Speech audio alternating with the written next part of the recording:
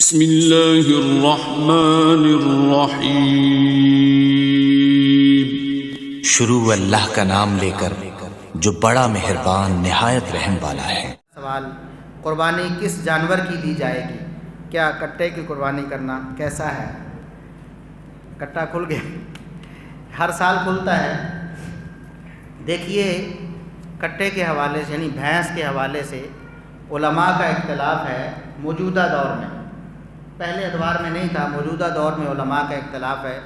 بعض علماء یہ کہتے ہیں کہ یہ گائے کی نسل میں سے ہے، بعض کہتے ہیں گائے کی نسل میں سے نہیں ہے۔ عرب جتنے بھی ہیں، پرانے عرب، صرف عرب لغوی نہیں بلکہ ائمہ دین بھی، وہ سارے یہی کہتے تھے کہ الجاموس نوع من البقر، یہ بھینس جو ہے گائے کی ایک نسل ہے۔ نسلیں مختلف ہو جاتی ہیں، شکلیں بھی مختلف ہو جاتی ہیں ایک نسل میں۔ جیسے بھیڑ اور دمبا ہے، آپ نے دیکھا ہوگا، دمبے کی ذرا اور چکی سی ہوتی ہے، بھیڑ کی نہیں ہوتی۔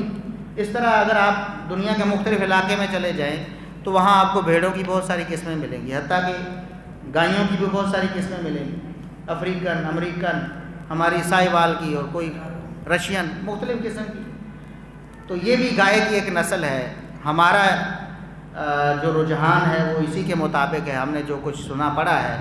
امام احمد بن حنبل یہ آج کا مسئلہ نہیں، امام احمد بن حنبل رحمۃ اللہ علیہ 241 ہجری میں فوت ہوئے، بڑے مشہور امام ہیں، تیسری صدی، دوسری میں پیدا ہوئے، تیسری میں فوت ہوئے، بہت اعلیٰ درجے کے امام ہیں، محدث ہیں، فقیہ ہیں۔ ان سے پوچھا گیا کہ کیا بھینس کی قربانی میں بھی 7 بندے شریک ہو سکتے ہیں؟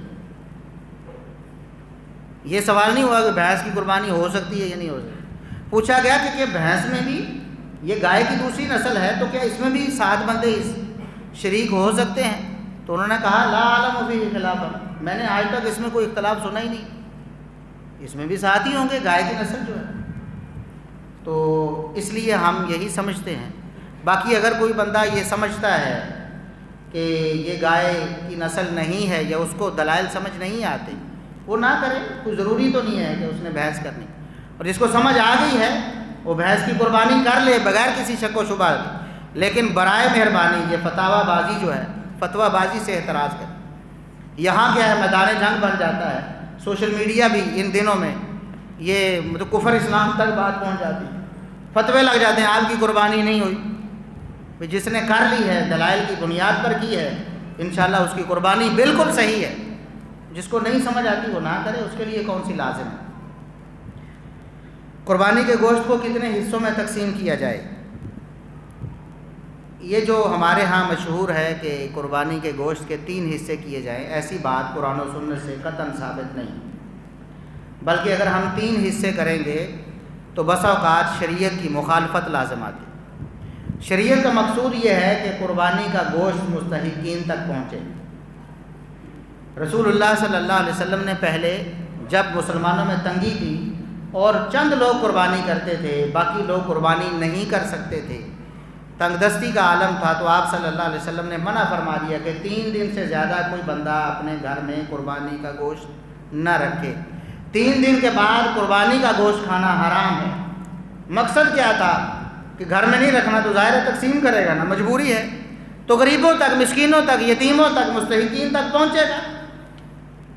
لیکن بعد میں جب مسلمانوں میں خوشحالی آ گئی تو رسول اللہ صلی اللہ علیہ وسلم نے اپنا وہ حکم واپس لے لیا، وہ ممانعت واپس لے لی، فرمایا کہ اب چاہو تو کھاؤ، گھر میں ذخیرہ کرو، کھلاؤ دوستوں کو، رشتہ داروں کو، غریبوں کو، یتیموں کو، مستحقین کو۔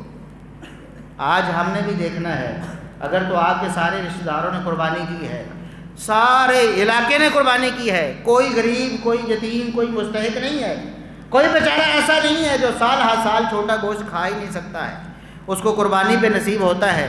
اگر ایسا کوئی نہیں ہے تو سارا کا سارا آپ فریزر میں رکھ لیں، کوئی فتویٰ نہیں لگے گا، سارا کھا سکتے۔ لیکن اگر مستحقین موجود ہیں، غریب یتیم مسکین موجود ہیں، تو پھر آپ پر لازم ہے کہ آپ ان کو بھی کھلائیں، خود بھی کھائیں، رشتہ داروں کو بھی کھلائیں۔ رسول اللہ صلی اللہ علیہ وسلم کے جو الفاظ ہیں، کلو وادخروا وَأَطْعِمُوا، کھاؤ بھی، کھلاؤ بھی، ذخیرہ بھی کر لو، اب تمہیں اجازت ہے، لیکن حالات دیکھ کر حالات بہت اچھے ہیں، ماحول بہت اچھا ہے، سارا کا سارا ذخیرہ کر سکتے ہیں، لیکن اگر لینے والے زیادہ ہیں بیچارے، پھر اپنے فریزر بھر کر آپ نے کون سی قربانی کی ہے؟ یہ جذبہ کون سا جذبہ تھا کہ آپ قربانی کا گوشت تقسیم کرتے وقت بھی آپ کا دل کے کچھ ہو رہا ہے دل کو کہ یہ لیگ پیس تو میرے پاس ہونا چاہیے، یہ ران میرے پاس، یہ دستی میرے پاس ہونی، یہ اپنا چانپے ہیں یہ بنوا کر رکھیں گے، یہ فلاں مہمانوں کے لیے یہ قیمہ بنوا کر رکھیں گے، جبکہ مستحقین بیچارے منہ کو دیکھتے ہیں، جو بیچارے سفید پوش ہیں گھروں میں بیٹھے ہیں، آپ ان کے گھروں تک نہیں پہنچاتے، تو اللہ رب العزت نے آپ کا جذبہ دیکھ لیا ہے نا کہ کیا جذبہ تھا۔ اس چیز کا خیال کریں۔